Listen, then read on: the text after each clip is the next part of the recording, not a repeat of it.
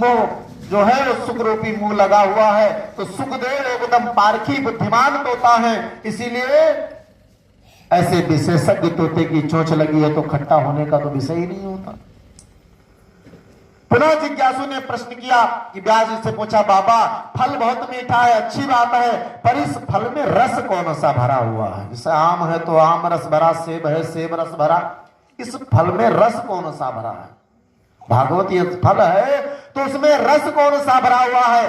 तो अमृता परमानंद साएव द्रव्यो रसा, परमात्मा की श्रुतियों ने ही इसे रस रूप में प्रतिपादित किया है, इसलिए इसके रोम रोम में रसो व रसा, द्रव्य रस की परिपूर्ति भरी पड़ी हुई है।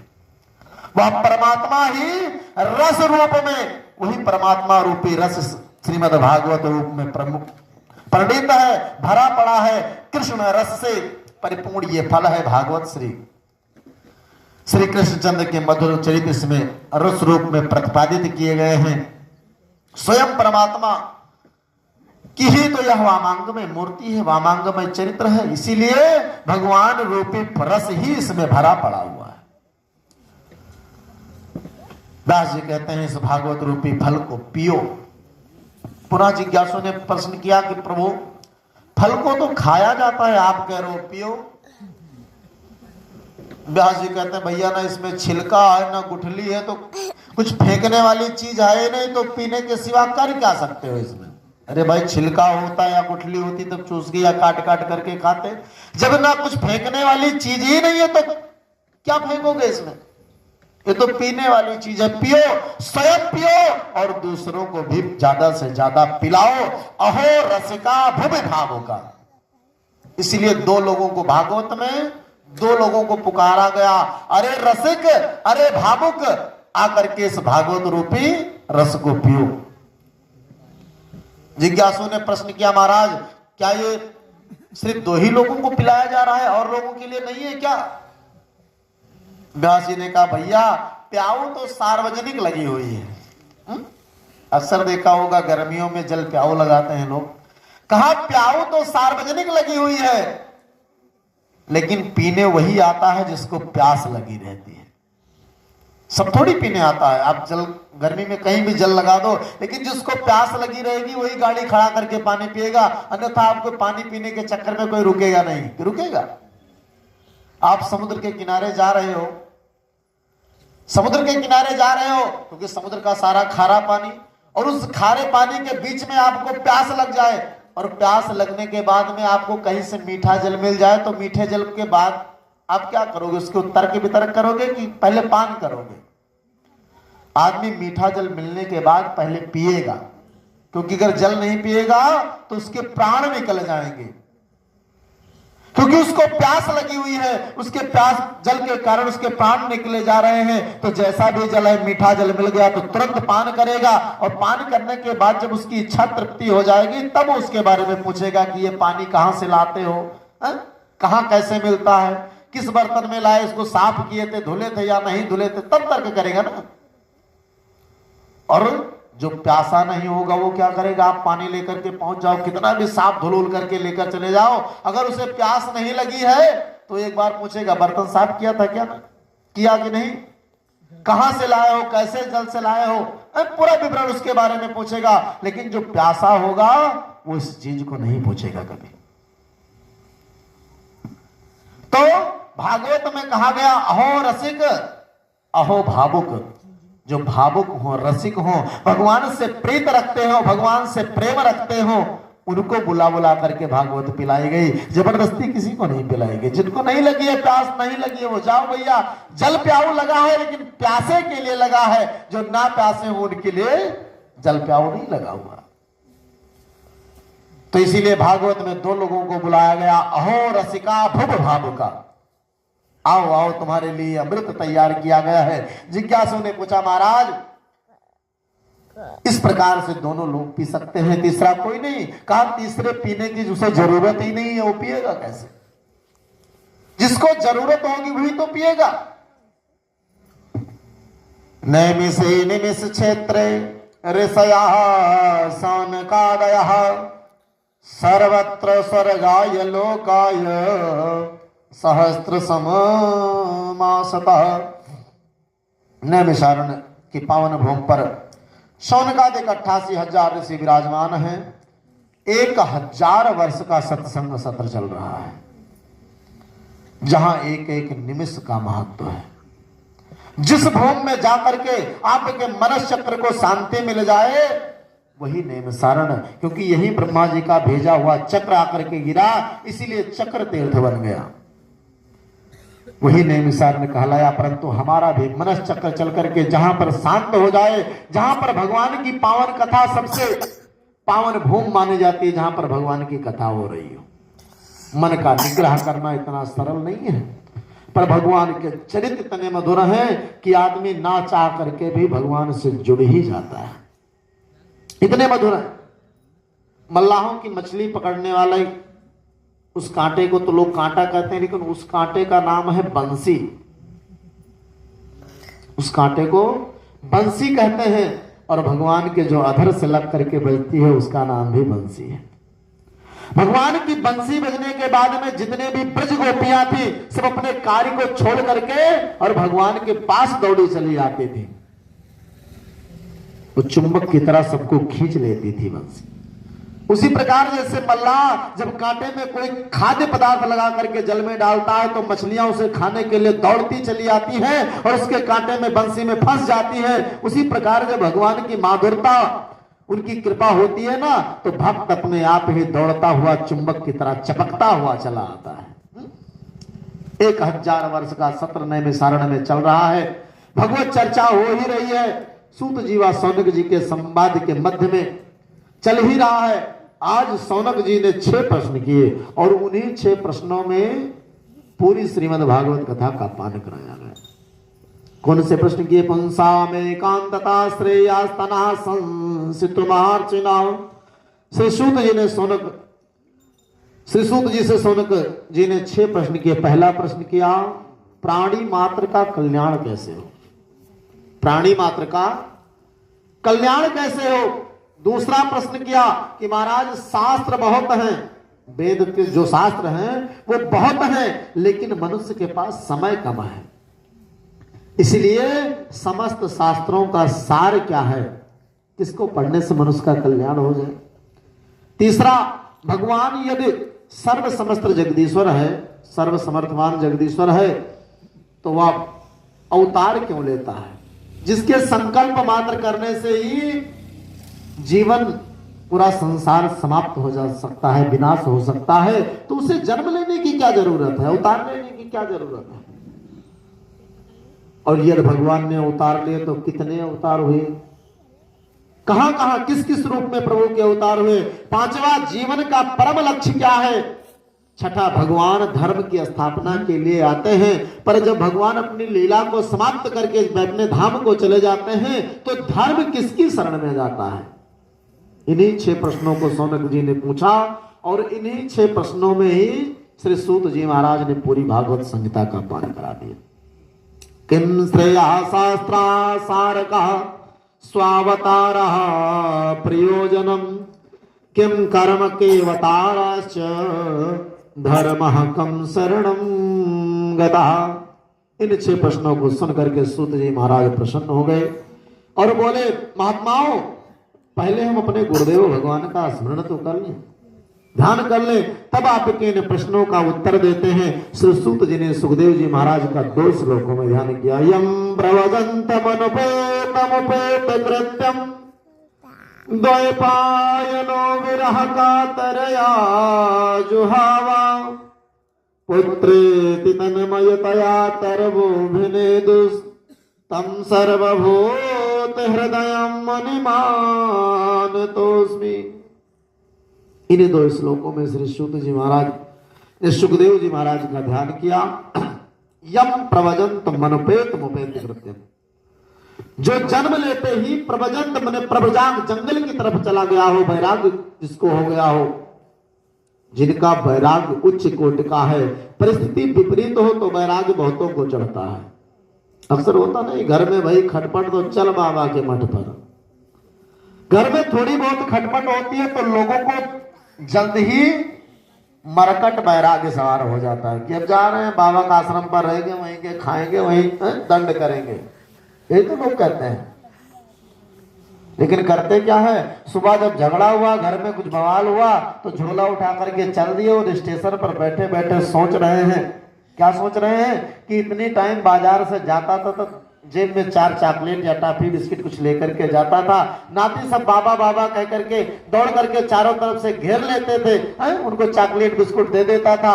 अब इतनी टाइम में जाऊंगा नहीं तो उनको चॉकलेट बिस्कुट कौन देगा? इतनी टाइम जब मैं घर नहीं जाऊंगा तो उनको चॉकलेट कौन खिलाएगा, बिस्कुट कौन खिलाएगा? वो हमारी राह देख रहे होंगे। तो शाम होते होते क्या किया, 4 टॉफी जेब में रखी, चॉकलेट खरीदा और शाम को घर वापस लौट आए। तो कहा जाता है जब परिस्थिति विपरीत होती है तो अक्सर बहुतों को वैराग्य सवार हो जाता है। लेकिन सुखदेव जी महाराज का उच्च कोटि का वैराग्य है, जो जन्म लेते ही प्रव्रजात हो गए, जंगल की तरफ चले गए। व्यास जी महाराज पुत्र पुत्र कह करके बार बार पुकार रहे हैं, बार बार बुला रहे हैं, पर उन्होंने एक बार पीछे मुड़ करके देखा भी नहीं कि हमें बुला कौन रहा है। सीधा जंगल की तरफ चले गए, सीधा जंगल की तरफ चले गए। जब तक मनुष्य गर्भ में रहता है तब तक भगवान का स्मरण करता रहता है, भगवान से प्रार्थना करता रहता है, प्रभु इस बार आप इस नरक योनि से निकाल दो, फिर आपका हमेशा भजन करूंगा, आपका दरबार छोड़ करके, चरण छोड़ करके कहीं मैं जाने वाला नहीं। और जैसे उसका जन्म पड़ जाता है, क्या भूम परतबा डाबर पानी जिम जीव माया लपटानी, पूरी जैसे जन्म लेता है माया भगवान की लपेट लेती है और वो फिर माया के अधीन होकर के सांसारिक जीवों की तरह सांसारिक भोगों में लिप्त होकर के जीवन को समाप्त कर लेता है। सुखदेव जी महाराज जन्म में 12 वर्ष तक रहे, गर्भ में 12 वर्ष तक सुखदेव जी महाराज विराजमान थे, जन्म ही नहीं ले रहे थे। माता के शरीर से इतना तेज निकलने लगा कि देवता सब जलने लगे, छटपटाने लगे। भगवान आकर के स्वयं गर्भ में ही दर्शन दिया कि पुत्र तुम बाहर निकलो, तुम्हें हमारी माया जो है वो प्रभावित नहीं करेगी। और जब भगवान ने वचन दिया तब श्री सुखदेव जी महाराज गर्भ से बाहर निकले, और गर्भ से बाहर निकलते ही क्या किया, सीधा जंगल की तरफ चले गए, रुके ही नहीं घर। माया को सब कोई भजे पर माधव भजे न कोई, जो कदापि माधव भजे सो माया चेरी होय। सब बोलो ना, काम करो, सिर्फ सुनो। जगह बोले को तो घरे चले जाओ। हम बोले वाले का कथा नहीं सुनाए थे, जो सुने वाले हैं तेरा कथा सुनाए थे। प्रेम से जाओ घरे बतवाओ, अपना डिस्टर्ब हो सुनबो ना, हमको सबका डिस्टर्ब किया रहा वो कथा ना कहे। जगह बतवाए को तो प्रेम से घरे चले जाओ, खाओ तो चदरा तांग लो, सो। ठीक है, हम काली जी का कथा सुनाए थे, प्रेम से नहीं धरी, जो सुनाए को तो प्रेम से गए सुनो। ठीक, बोलो ना, बोले भक्तवत्सल भगवान की। तो हम आप क्या करते हैं कि सुबह से शाम तक सिर्फ माया का स्मरण करते हैं, माया को भजते हैं। भगवान के पास जाना चाहते हैं कोई? जिस दिन हम आप भगवान का स्मरण करना प्रारंभ कर देंगे तो माया भी उनकी जो अर्धांगनी है, माया जो उनकी शक्ति है, वो भी हमारी आपकी दासी बन करके रह जाएगी, वो भी हमारी आपकी कुछ नहीं कर पाएगी। ये प्रभाव है भगवान में, ईश्वर में। सुखदेव जी महाराज 12 वर्ष तक जन्म ही नहीं लिए, भगवान ने आकर के स्वयं आश्वासन दिया कि जाओ पुत्र, तुम्हें हमारी माया जो है वो प्रभावित नहीं कर पाएगी। तब जाकर के उन्होंने जन्म लिया। तो जब आप नारायण के अधीन हो जाओगे, माधव के अधीन हो जाओगे, उनको भजना प्रारंभ कर दोगे, तो आपके चेरी जो है वो माया भी आपके चरणों में विराजमान हो जाएगी, माया भी आपकी कुछ नहीं कर पाएगी। लेकिन ये संसार हम आप करते क्या है कि सुबह से लेकर के शाम तक सिर्फ माया के दास बने घूमते रहते हैं, माया के अतिरिक्त हमें कुछ दिखाई नहीं पड़ता। जो माधव का दास बन गया, माया उसकी दासी बन जाती है, माया उसका कुछ नहीं बिगाड़ सकती। ये माधव का प्रभाव है। दास जी महाराज पुत्र पुत्र कहते जा रहे हैं। जब जोर से कहते हैं बेटा, तो जंगल के वृक्षों से भी प्रतिध्वनि निकल करके आती है। बार बार कई बार बेटा बेटा की ध्वनि सुनाई पड़ती है, लेकिन एक बार भी सुखदेव जी महाराज पीछे मुड़ करके देखे ही नहीं, सीधा जंगल की तरफ चले गए। उच्च कोट का वैराग्य जिनका है, ऐसे श्री सुखदेव जी महाराज को श्री सूत जी महाराज ध्यान करते हैं। नारायणं नमस्कृत्यं नरं चैव नरोत्तमं देवीं सरस्वतीं व्यासं ततो जयमुदीरयेत्। उन सबका स्मरण करने के बाद श्री सूत जी कहते हैं, मुनयः साधु पृष्ठो हम भवदभिर्लोक मंगलः। हे ऋषियों, तुमने जो प्रश्न किए हैं वह अपने लिए नहीं, अपितु लोक मंगल के लिए किए हैं, सबका कल्याण के लिए किए हैं। ऋषियों, तुमने ये बड़े सुंदर प्रश्न किए। अब ध्यान से सुनो। जीव मात्र का परम धर्म क्या है? सावे पुंसा परो धर्म यतो भक्ति रथो क्षजो अहेतु क्या प्रतिहता ययात्मा संप्रसीदते। प्राणी मात्र का परम धर्म एक ही है, क्या? कि भगवान के चरणों से प्रेम करना। प्राणी मात्र का एक धर्म है, क्या? कि सिर्फ भगवान के चरणों से प्रेम करना। परंतु भगवान का प्रेम कैसा हो? भगवान से प्रेम ऐसा कोई नहीं होगा जो यहां है ना करता हो। सब करते हैं ना? कोई ऐसा है? हाथ उठाओ, कितने लोग भगवान से प्रेम करते हैं? सब करते हैं ना? भगवान से हम सब प्रेम करते हैं, लेकिन किस प्रकार से करते हैं ये नहीं पता है। प्रेम सब कर रहे हैं, पर कब करते हैं? जब कोई काम पड़ता है तब। दुख में सुमिरन सब करे, सुख में करे न कोई।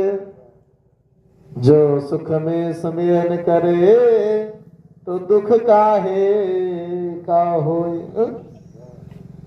जब हमारे घर में सब कुछ ठीक ठाक चलता रहता है ना, तो हम भगवान को सबसे पहले भूल जाते हैं। कृपा उन्हीं की रहती है और सबसे पहले भूलने का काम भी हम उन्हीं को करते हैं।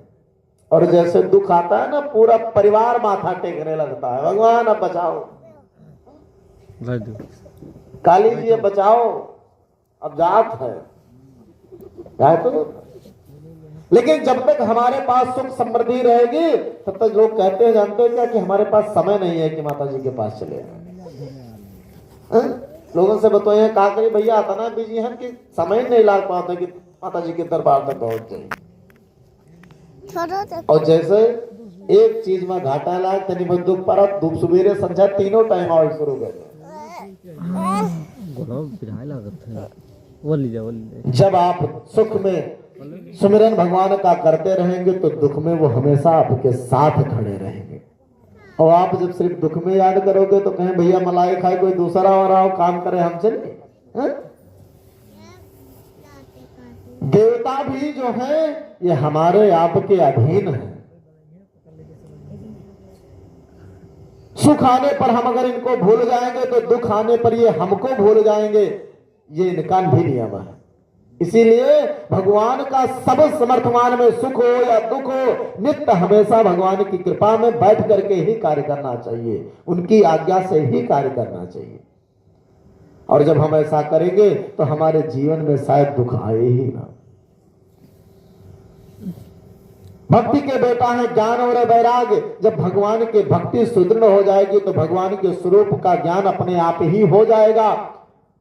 मीरा जी का चित्त गिरधर में, गोपाल में ऐसा चिपक गया कि मीरा जी को फिर घर छोड़ने की जरूरत ही नहीं पड़ी। घर अपने आप ही छूट गया। घर पर भी रह करके तो कृष्ण की दीवानी होकर के नाच रही है, और घर से कोई निकाल दे तो भी फर्क उनको नहीं पड़ रहा है।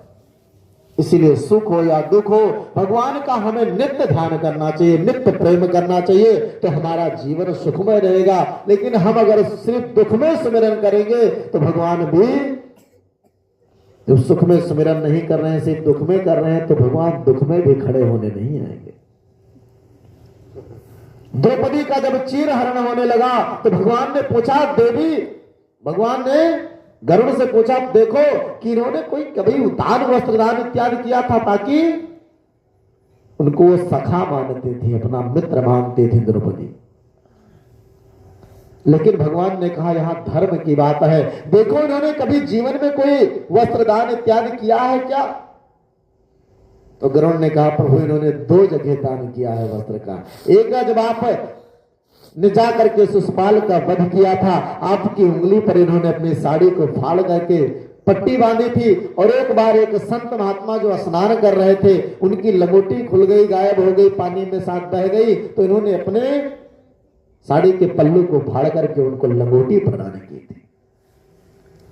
भगवान कहते हैं कि जब 2 बार जैसे ही सुना कि 2 बार इन्होंने वस्त्र का दान किया था, तो भगवान गरुड़ पर भी विराजमान नहीं हुए, वैसे ही भाग करके द्रौपदी की रक्षा के लिए दौड़ पड़े। गरुड़ पीछे चल रहे हैं, भगवान आगे आगे दौड़ रहे हैं। गरुड़ की गति जानते हो कितनी है? गरुड़ हमारे आपके मन से भी तेज चलते हैं। आप सोच रहे हो कि अमेरिका हमारा मन चला जाए, आपको सोचने में क्षण लग सकता है, पल लग सकता है, गरुड़ उससे पहले वहां पहुंच जाएंगे, इतनी गति तीव्र है। लेकिन आज गरुड़ भी भगवान के पीछे पीछे दौड़ रहे हैं। भगवान इतनी तेज द्रौपदी की रक्षा के लिए दौड़े। भगवान जानते हैं कि इन्होंने दुख में किसी का साथ दिया है, सुख में साथ दिया है, दुख में साथ दिया है, तो आज इनके साथ हम हर क्षण खड़े हैं, चाहे जैसा भी हो। इसीलिए हमें भगवान हो, देवी हो, देवता हो, सबके निमित्त सुख और दुख रूप समभाव में जब हम उनकी सेवा करेंगे, तो वो हर क्षण में, हर पल हमारे साथ खड़े रहेंगे।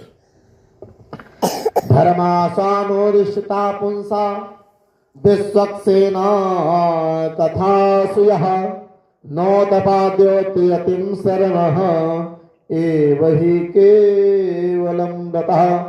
भगवान ने अर्थ दिया है तो धर्म करो। धर्म अर्थ के लिए ना करो, अर्थ का उद्देश्य है तो धर्म करो, धर्म का उद्देश्य अर्थ नहीं है। भगवान ने जब आपको धन दे दिया है तो उस धन का आप सदुपयोग करो, उस धन के साथ आप धर्म करो। जब धन के साथ धर्म करोगे तो ऑटोमेटिक वो धन बढ़ता चला जाएगा, कभी खत्म नहीं होगा। आगे के प्रसंगों में मैं सुनाऊंगा कि जब युधिष्ठिर की राजस्व यज्ञ होने की हुई तो उसमें सबको सब कार्यभार सौंपा गया कि ये करेंगे। जैसे भगवान को चरण पादुका प्रथम पूज्य बनाए गए, लेकिन उन्होंने कहा मैं चरण पादुका सबकी इकट्ठा करके किनारे इधर उधर करूंगी, पत्तल उठाऊंगा।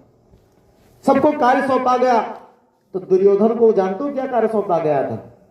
दुर्योधन को खर्चा करने का कोषाध्यक्ष बनाया गया था। दुर्योधन ने कहा कि इनका तो भंडार हम एक ही दिन में सब बैठा देंगे, इनकी यज्ञ ही पूरी नहीं होने देंगे। दुर्योधन ने कहा इन पांडवों की यज्ञ में पूरी नहीं होने दूंगा। इन्होंने मुझे कोषाध्यक्ष बना दिया है तो ये तो अपने पैर पर स्वयं कुल्हाड़ी मार बैठे हैं। और किया क्या? जो एक मांगता है उसको 4 देता है। सुबह से लेकर के शाम को इतना लुटाया कि पूरा कोषागार ही, भंडार ही समाप्त कर दिया। शाम को खाली भंडार में ताला लगा करके और बंद किया, रात में जब समापन हुआ तो। लेकिन भगवान की कृपा देखिए, जब सुबह उसने जाकर के ताला खोला उस भंडार का, तो जहां 1 बोरी चावल रखी थी वहां 2 बोरी सुबह रखी मिली। पूरा भंडार जो था उससे दुगने राशनों से भरा पड़ा मिला। जब आपको धन मिले तो धन के साथ जब आप धर्म करोगे तो धन अपने आप ही बढ़ता चला जाएगा। और उस धन से जब आप अधर्म करना प्रारंभ करोगे, धर्म से जब धन कमाना प्रारंभ कर दोगे तो आपका विनाश होना प्रारंभ हो जाएगा। इसीलिए जब धन भगवान दे, जिस सामर्थ्य को भगवान प्रदान करे, उस सामर्थ्यानुसार भगवान की सेवा में तत्क्षण लीन रहना चाहिए, हमेशा लीन रहना चाहिए। कामस्तनंद्र प्रिय तो हो। इसीलिए भगवान की हर क्षण सेवा करो, हर क्षण उनकी कृपा पर विराजमान होगी और कुछ नहीं हो सकता। एते चांस कला पुंसा कृष्णस्तु भगवान समः। भगवान श्री कृष्णचंद्र और श्री रामभद्र का परिपूर्ण अवतार हुआ। भगवान के वैसे 24 अवतार हुए। 24 अवतारों में सब कोई अंशा अवतार हैं, कोई कला अवतार हैं, लेकिन 2 अवतार ऐसे हुए, श्री कृष्णचंद्र जी और राम जी, दोनों का पूर्ण अवतार हुआ, जो 16 गुणों के साथ संपन्न हुए। राम जी ने 2 गुण अपने अंदर समाहित करके रखा, 14 गुणों को प्रवाहित किया, लेकिन कृष्ण जी 16 गुणों के साथ परिपूर्ण दिखाई पड़े। यही हुआ ना। 2 लोगों का विग्रह पूर्ण रूप से समाप्त परिपूर्ण था। चकारः शब्देन राम पिए एते चांसा। चकार का शब्द इसमें जुड़ा है। श्री सूत जी महाराज श्री रामभद्र जी को और श्री कृष्णचंद्र जी को पूर्ण स्वीकार करते हैं।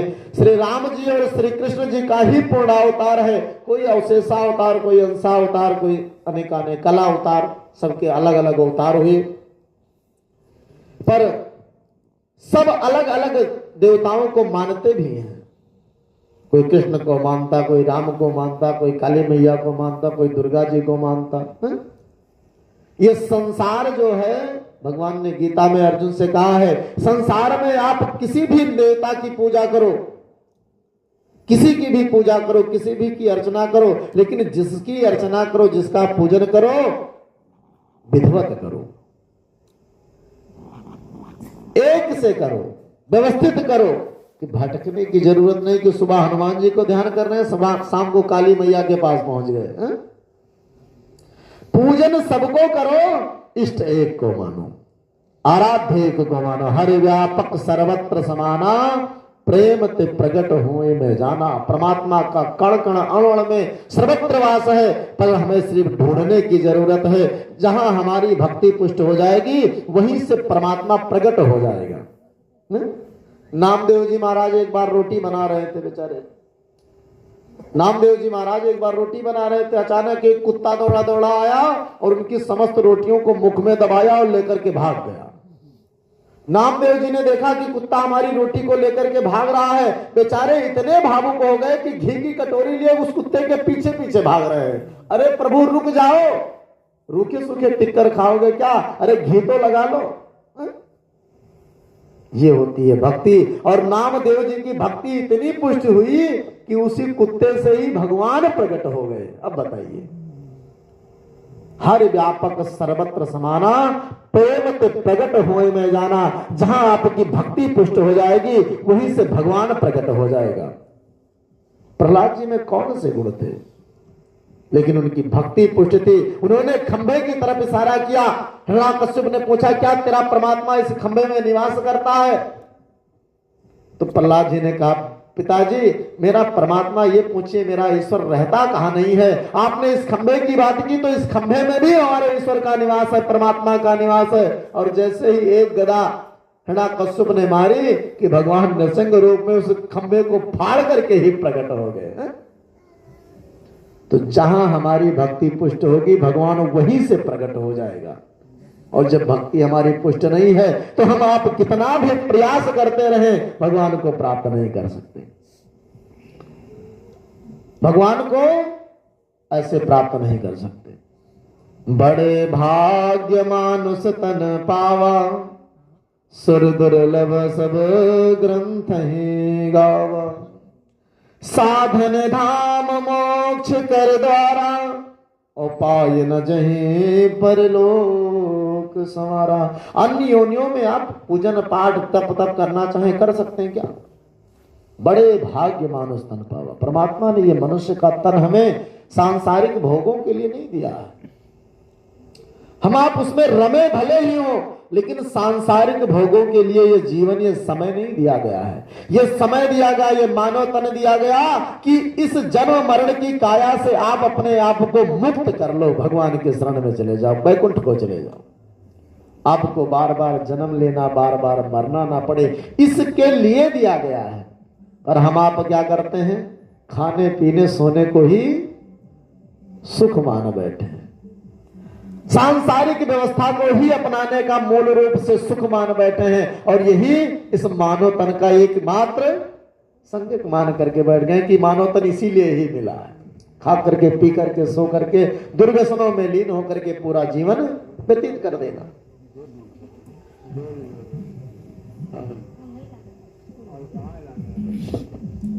उस परम तत्व का विविध रूपों में अवतार हुआ, और यहां श्री सूत जी महाराज ने 24 अवतारों का निरूपण किया, जिनकी चर्चा आगे के प्रसंगों में होगी।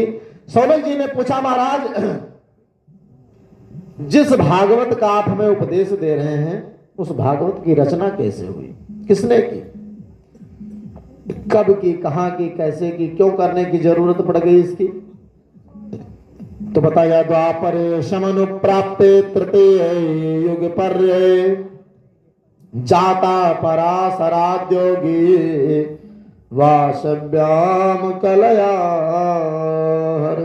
श्री सूत जी कहते हैं, ऋषियों, जिस समय द्वापर के अंत में भगवान के कला अवतार श्री कृष्ण द्वैपायन वेदव्यास जी का जन्म हुआ, प्राकट्य हुआ, तब अपनी दृष्टि से वेदव्यास जी ने दृष्टि डाल करके देखा, तो त्रिकाल दृष्टा वेदव्यास जी महाराज ने दृष्टि डाल करके जब भविष्य की तरफ देखा, तो देख करके उनका मन थोड़ा अशांत हो गया। क्यों अशांत हो गया? क्योंकि आने वाला समय था घोर कलयुग, और कलयुग में कलुषित प्राणियों का चित्त को देख करके व्यास जी महाराज का चित्त जो है थोड़ा अशांत हो गया। जीवों का कल्याण कैसे हो, कलिकाल में लोगों की बुद्धि भी मंद होगी, भाग्य भी मंद होगा। कोई बुद्धिहीन व्यक्ति हो, कोई बुद्धिहीन व्यक्ति हो पर भाग्यशाली हो, तब भी उसका जीवन निर्वाह हो जाएगा। कोई भाग्यशाली हो, बुद्धि ना हो थोड़ा, तब भी निर्वाह हो जाएगा। कोई भाग्यहीन व्यक्ति हो पर उसके पास बुद्धि हो, तो बुद्धि के बल पर वो अपने भाग्य को किसी प्रकार से सुधार लेगा। लेकिन कलयुग के कलुषित प्राणियों की बुद्धि और भाग्य ये दोनों ही मंदा होगा। बुद्धि और भाग्य दोनों ही मंद होंगे, तो इनका कल्याण कैसे हो भाई? दोनों ही जब मंद होंगे तो इनका कल्याण कैसे हो? तो उनके कल्याण को ध्यान करते हुए तो वेद व्यास जी महाराज ने एक वेद के 4 विभाग कर दिए, ऋग्वेद, यजुर्वेद, सामवेद, अथर्ववेद। 4 विभाग कर दिए। 4 विभाग करने के बाद भी उनको शांति नहीं मिली, तो पंचम वेद का निरूपण किया। महाभारत को पंचम वेद कहा गया है। पंचम वेद का निरूपण किया। महाभारत में सूक्तियां तो खूब लिखी हुई है, सूत भी खूब लिखे हुए हैं, पर इतना कठिन है कि लोग उसे पढ़ ही नहीं पाएंगे, उसका अर्थ का अनर्थ करना प्रारंभ कर देंगे। समझने वाला कोई नहीं था। जब उससे भी मन को संतोष नहीं मिला, तो पुराणों की रचना करनी प्रारंभ कर दी। एक एक करके 17 पुराण लिख डाले वेद व्यास जी ने। एक एक करके 17 पुराण लिख डाला, पर 17 पुराण लिखने के बाद भी उनके मन को शांति नहीं मिली, क्योंकि क्लिष्ट शब्दों का खूब प्रयोग किया, लेकिन वो सबके समझने की बस की बात नहीं थी। तो उन्होंने सोचा अब क्या करें, तो मन से विचार कर ही रहे थे, सोच ही रहे थे कि क्या किया जाए। तब तक उनके कान में आवाज पड़ी, श्रीमन नारायण नारायण नारायण, श्रीमन नारायण नारायण नारायण, श्रीमन नारायण नारायण नारायण, श्रीमन नारायण नारायण नारायण, लक्ष्मी नारायण नारायण नारायण, लक्ष्मी नारायण नारायण नारायण, श्रीमन नारायण नारायण नारायण, श्रीमन नारायण नारायण नारायण, भजमन नारायण नारायण नारायण, भजमन नारायण नारायण नारायण, राधा नारायण नारायण नारायण, राधा नारायण नारायण नारायण, श्रीमन नारायण नारायण नारायण,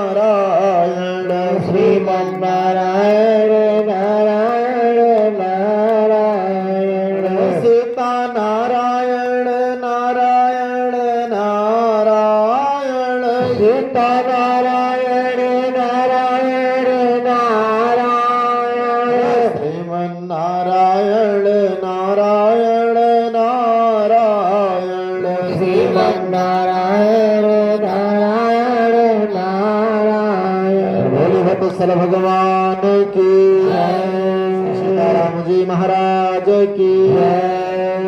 सामने से क्या देखा कि देवर्षि नारद अपनी बीड़ा बजाते हुए चले आ रहे हैं। आ सकता नींद बहुत लागत है का बात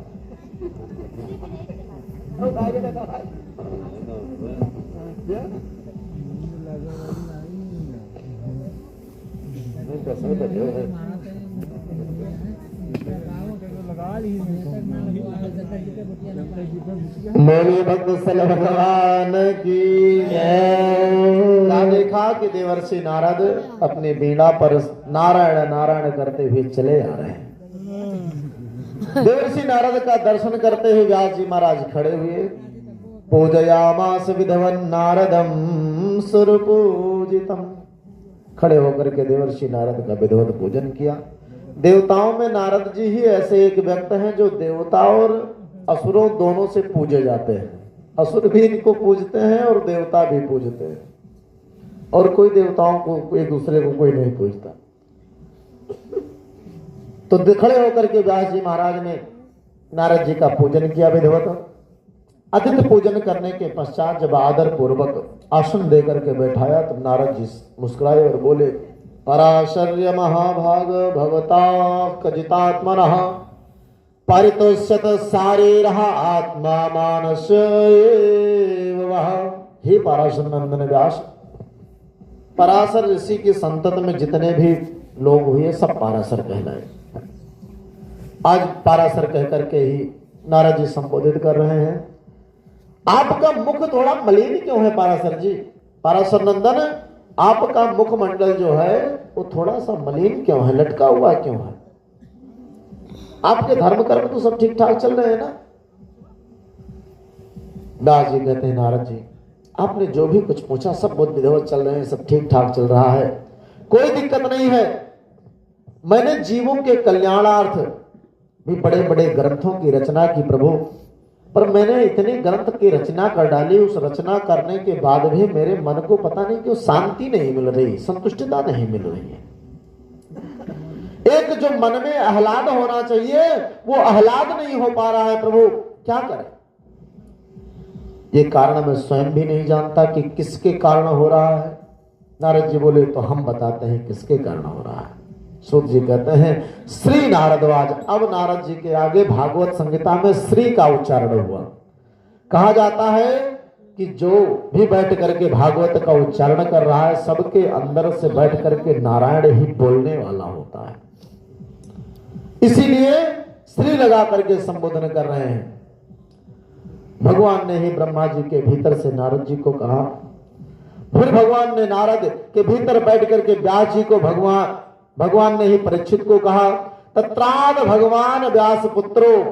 इसीलिए बोलता हुआ जो भी कोई दिखाई पड़े, इसलिए अब नारद जी वक्ता के भीतर भी भगवान नारायण का नित्य निवास होता है। इसलिए अब नारद जी के अंदर से भी भगवान बोल रहे हैं। नारद जी कहते हैं, व्यास जी सुनो, तुमने बहुत कुछ लिखा, अपनी लेखनी में बहुत चमत्कार भी दिखाए, कहीं कहीं पर तो आपने ऐसे ऐसे क्लिष्ट शब्दों का उपयोग, व्यवस्थित वाक्य बोल दिए कि लोगों की बुद्धि में भी समझना मुश्किल पड़ गया।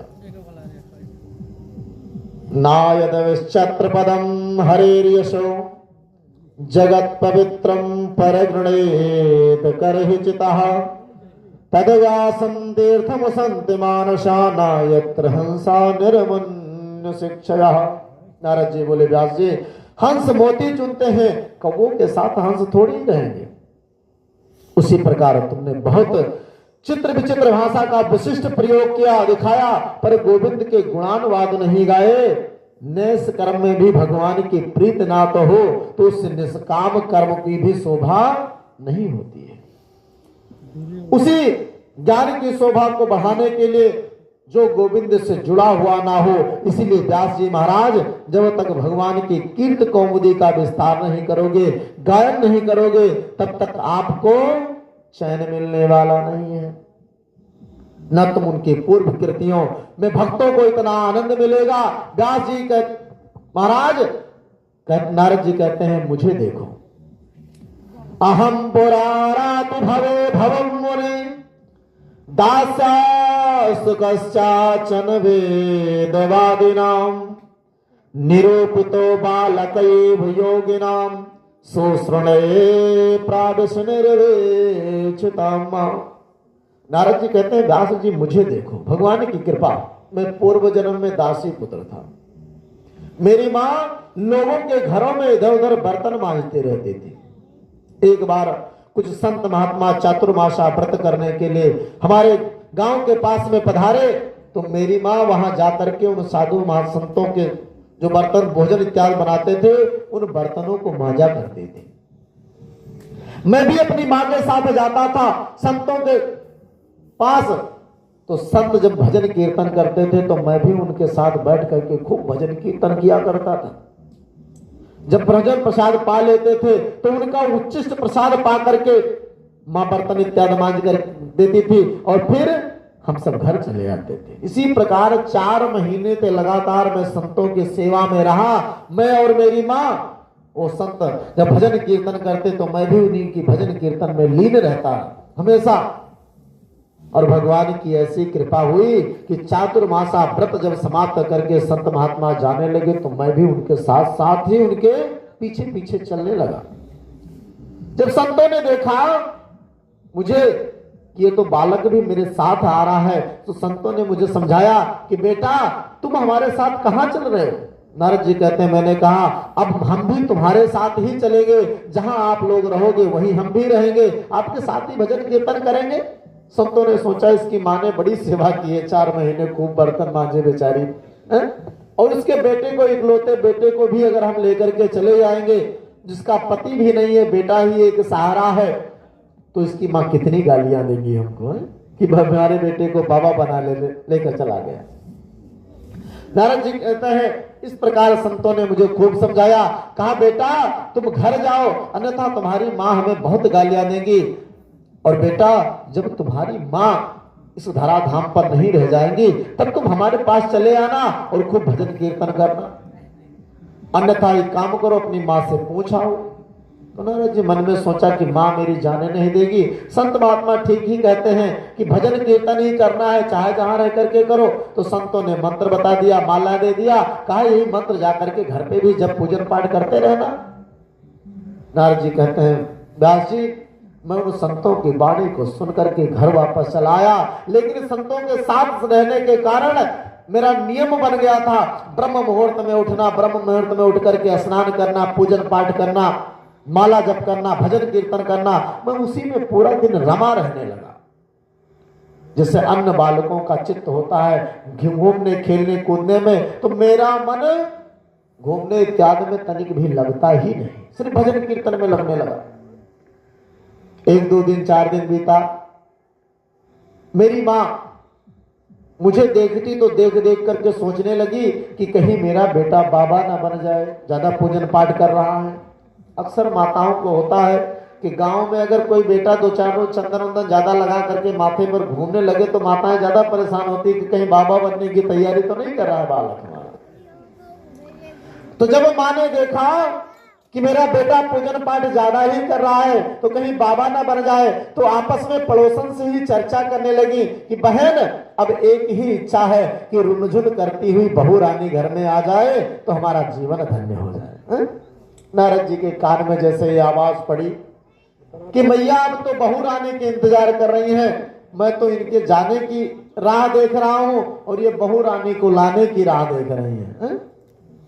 हाथ जोड़ करके भगवान से कहा प्रभु अभी तो माँ के ही जाने की इच्छा प्रतीक्षा कर रहा हूं, और कहीं देवी जी आ गए तब तो नमक तेल लकड़ी में पूरा जीवन व्यतीत कर देना पड़ेगा। भगवान की कृपा हुई, एक दिन मैया गाय धोने के लिए गई, एक सर्प पर पैर रख दिया और सर्प ने माँ को डस लिया और माँ की मृत्यु हो गई। नारद जी कहते हैं व्यास जी मेरी मैया की मृत्यु हो गई। लोगों ने आकर के मुझसे कहा कि तुम्हारी मां को सर्प ने डस लिया, उनकी मृत्यु हो गई। नारद जी कहते हैं जैसे मैंने उस शब्द को सुना तो मुझे बड़ी प्रसन्नता हुई, मेरा हृदय इतना प्रसन्न हुआ कि मेरी इच्छा हुई कि मैं खूब उछल करके कूद कूद करके नाचूं, लेकिन सांसारिक लोगों को देख कारण मैं ऐसा ना कर सका। जा करके मां के निमित्त रोया और उनके अंत्येष्टि संस्कार को, अंतिम संस्कार को करके, उनके क्रियाकर्म को करके, जिस राह पर संत महात्मा लोग गए थे उसी राह को पकड़ करके मैं चलने लगा। उन्हीं राह को पकड़ करके मैं चलने लगा। पर संत महात्मा बेचारे न जाने कब के उस राह से गए कहां न गए। नारद जी कहते हैं मैं कुछ दूर गया तो एक शीतल पीपल का वृक्ष था, उस पीपल वृक्ष के नीचे बैठ करके मैं थोड़ा शांत सुताने लगा। मन में भजन कीर्तन भाव बना ही था, भगवान का नाम स्मरण करने लगा। अचानक मेरे नेत्र बंद हो गए, समाधि लग गई और समाधि लगते ही भगवान का स्मरण हुआ तो भगवान का सुंदर सलोना सा चित्र मेरे हृदय पटल पर बन गया, विराजमान हो गया। मैं उसी के आनंद में भगवान का कीर्तन करता रहा, लेकिन कुछ क्षण के बाद ही वो चित्रपट जो हमारे हृदय में भगवान का बना वो अंतर्ध्यान हो गया, गायब हो गया।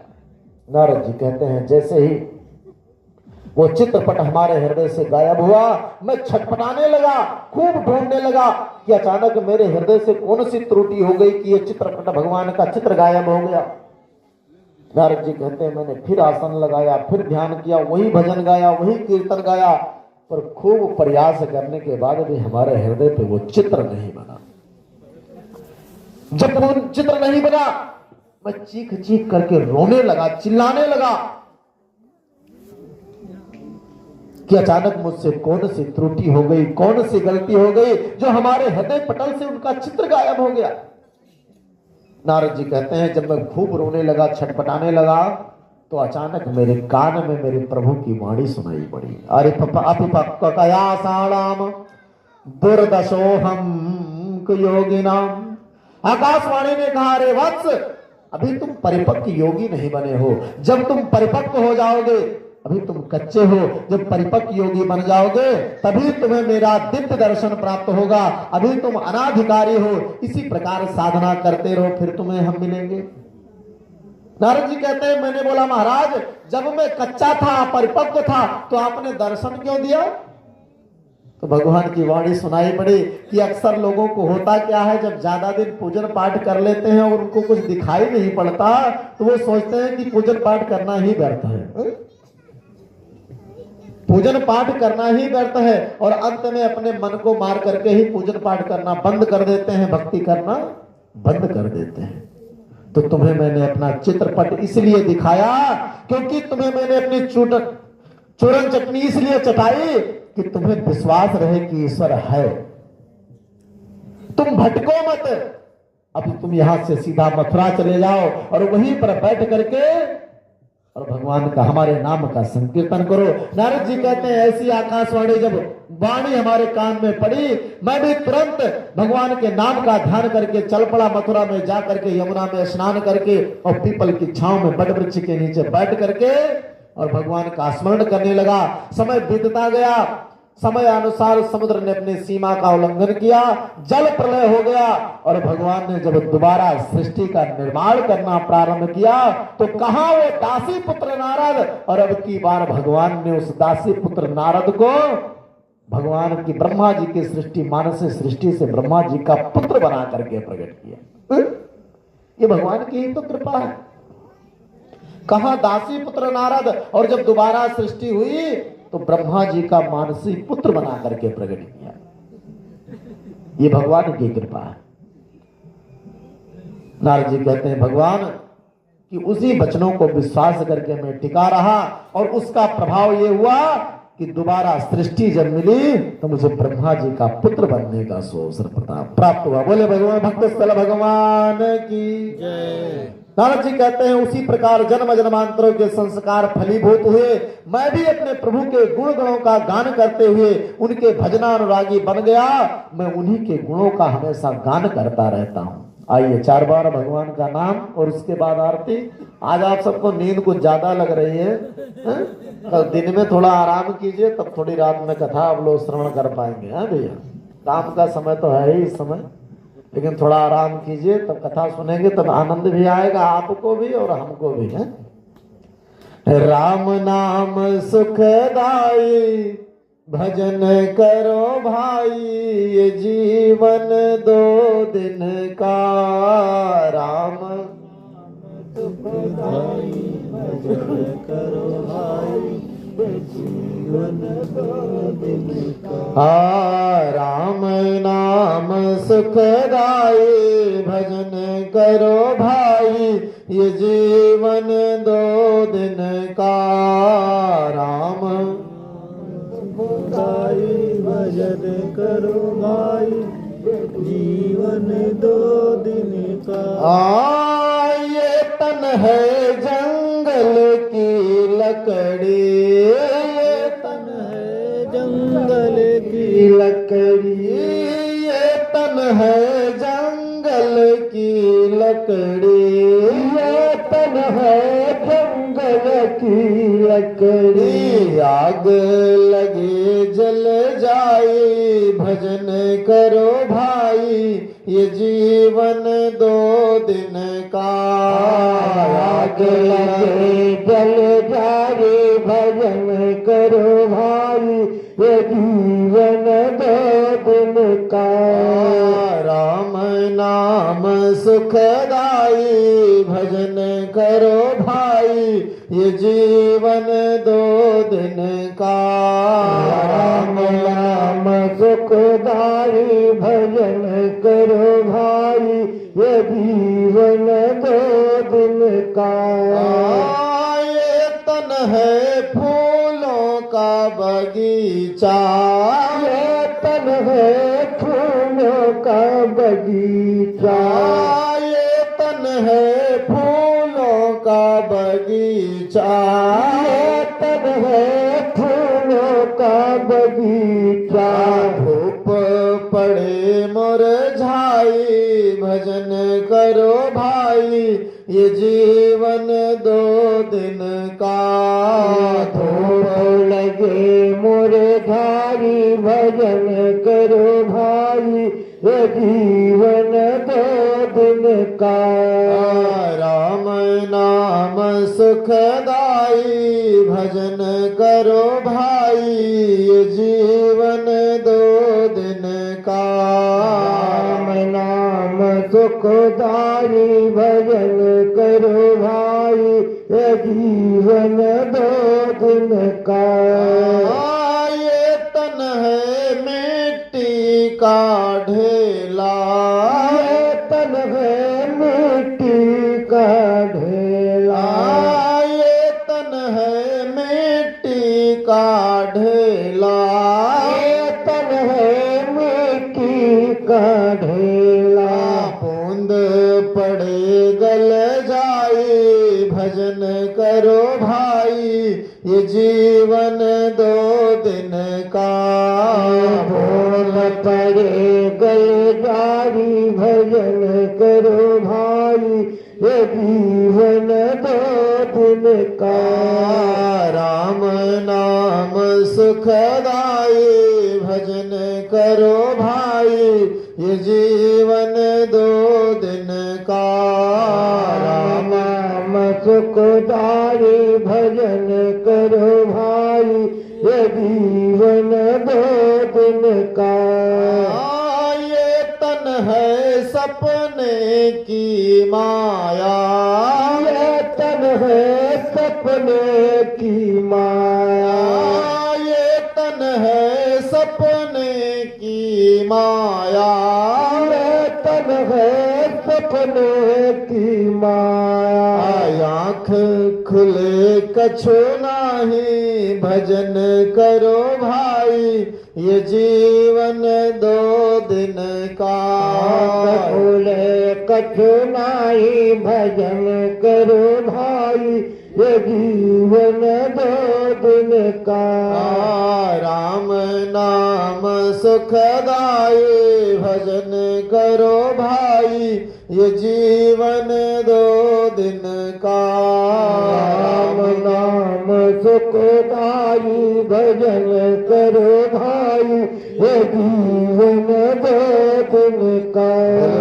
गोविंद भगवान की राधा कृष्ण भगवान की जगन्नी मैया की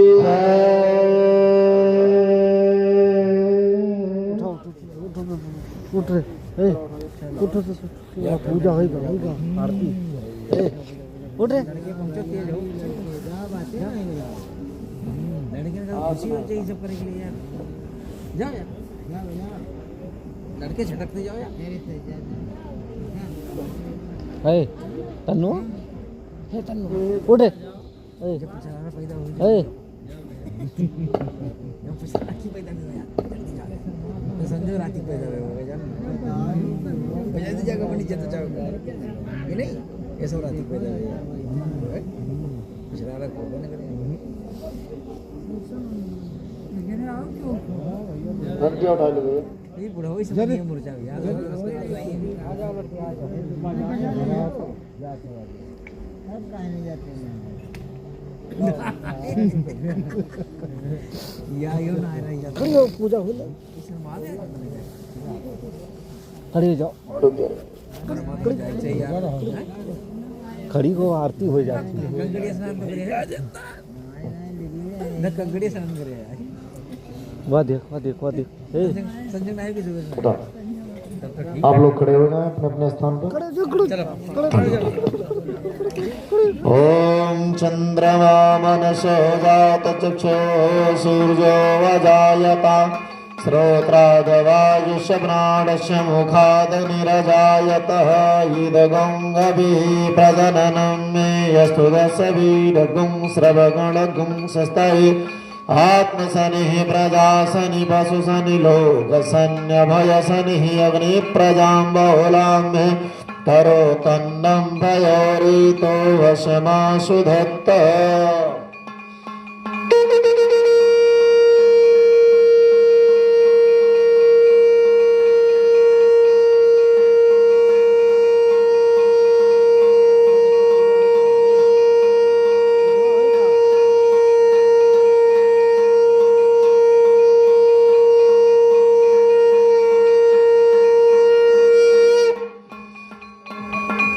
श्री भागवत भगवान की है आरती पापियों को पाप से है तारती श्री भागवत भगवान की है आरती पापियों को है तारती श्री भागवत भगवान की है आरती पापियों को पाप से है तारती श्री भागवत भगवान की है आरती पापियों के पाप को है तारती ये अमर ग्रंथ ये मुक्ति पंथ ये पंचम वेद निराला है नव ज्योति जगाने वाला है ये अमर ग्रंथ